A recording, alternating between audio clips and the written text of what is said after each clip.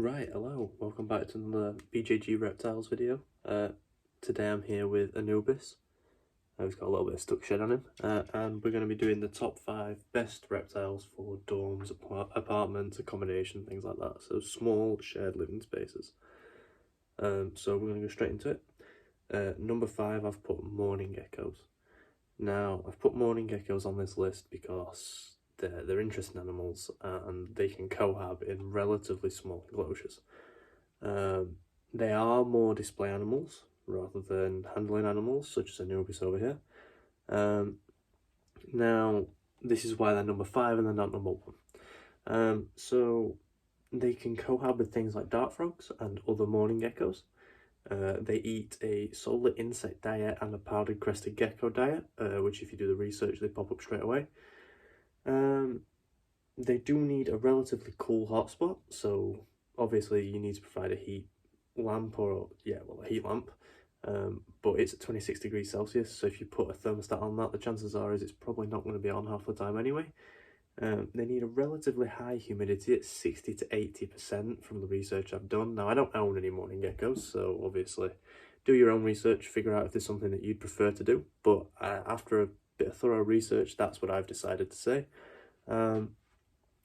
I have noticed there's a lot of different suggestions for heat. I would personally suggest 80 degrees Fahrenheit, which is also 26 degrees Celsius.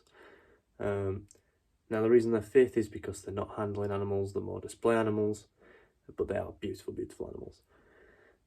Now, at number 4, I have put crested geckos. Now, crested geckos have the same diet as mourning geckos, pretty much. It's insects, fruit, and the powdered diet. Now, these also need a relatively cool hotspot.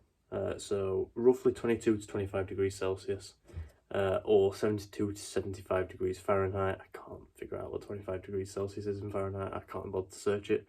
And about 60 to 80% humidity, so the same as the mourning geckos. Now, these are very similar animals, but crested geckos are a little bit more handleable.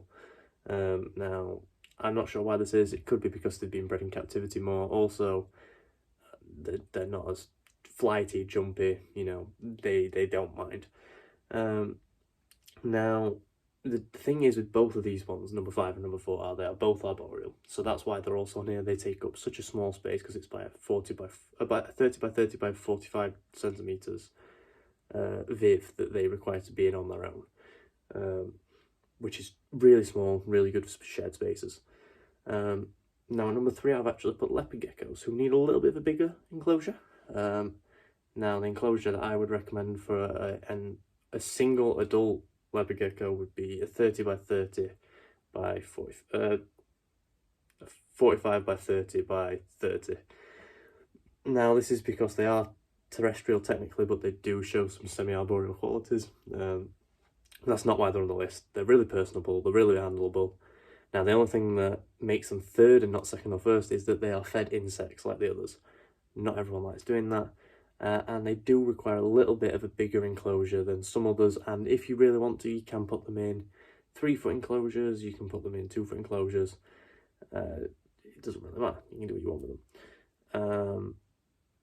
I would definitely recommend a 2.5-foot enclosure at least, but 3 foots are fine.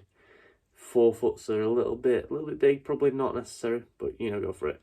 And now they need a hotspot of about 32 to 35 degrees Celsius. I have got a leopard gecko care guide kind of review thing on my channel, so if you want to look at the details, they're there. And they do need a humidity of about 30 to 40%, but up to like 50, 60 is also okay. Now, surprisingly, at number 2, I've actually put Kenyan sand boas. Now, I've done this because they are relatively handleable animals. However, they do like it a little bit hotter than most. They like it just as hot as the leopard gecko, which is 32 to 35 degrees Celsius. Or 90 to 95 Fahrenheit. Now, they also need a very dry humidity, so 40 to 50% is my belief. I believe they can go up to 60% as well, pretty fine. Some places say 7 to 80, and I think that's wrong, so don't go off that. But yeah, they're awesome little animals. They're pretty cool display animals as well, because they basically do this thing where they burrow and their eyes pop up above the substrate, and it's just so cool. And also, they only require a small viv.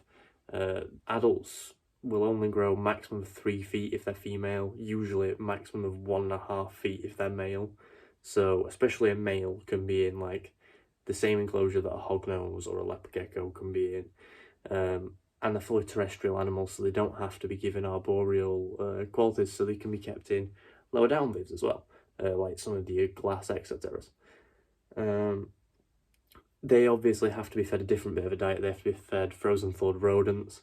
I believe in the wild they also eat, can't remember if it's chicks or something else. I don't think it's chicks. It's something really obscure, but in captivity they don't eat that.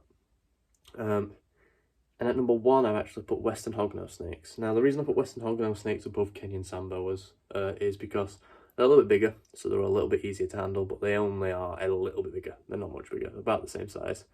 They require a little bit less heat. It's about 30 to 32 degrees Celsius, which is 86 to 90 Fahrenheit.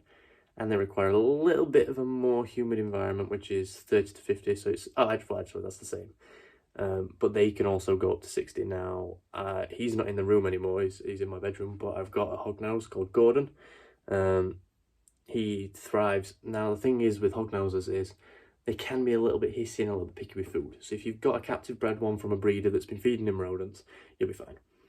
But in the wild, they eat toads and frogs and things like that, so they don't really like rodents as babies.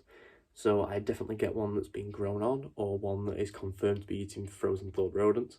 But if they are being confirmed to eat frozen thawed rodents, they are amazing animals. They come in so many different morphs, they come in so many different shapes and sizes. They are very impressionable little animals. They come out, they actually will come up to the glass and see what you're doing.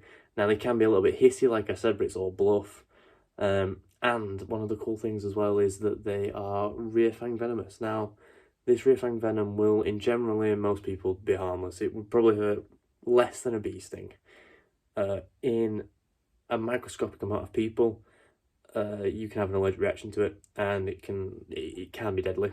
But these are rear fang venomous snakes, so they would literally have to like chew on you to get the rear fangs to actually bite into you, and then the venom would,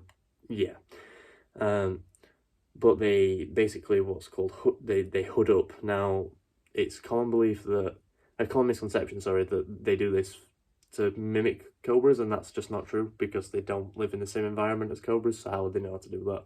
It's to make them look bigger, make them look scarier, so things leave them alone. But they're really, really softies. As soon as they're out of the viv, they're fine. Like, this guy was in food mode. Now, obviously this is a royal. I got him out, and you see how he's fine. Hognoses are the exact same. Hognoses will be hissy, and they'll probably, bluff strike. But the second you just grab them, they shut up, and they're really cool animals to get out and give people. Yeah, that's my top 5, so I'll go over it again. Number 5 is mourning gecko, number 4 is crested gecko, number 3 is leopard gecko, number 2 is Kenyan sand boas, and number 1 is western hognose snakes. Now, that is it for this video. Thank you for watching if you've got this far, and I shall see you next time. Goodbye.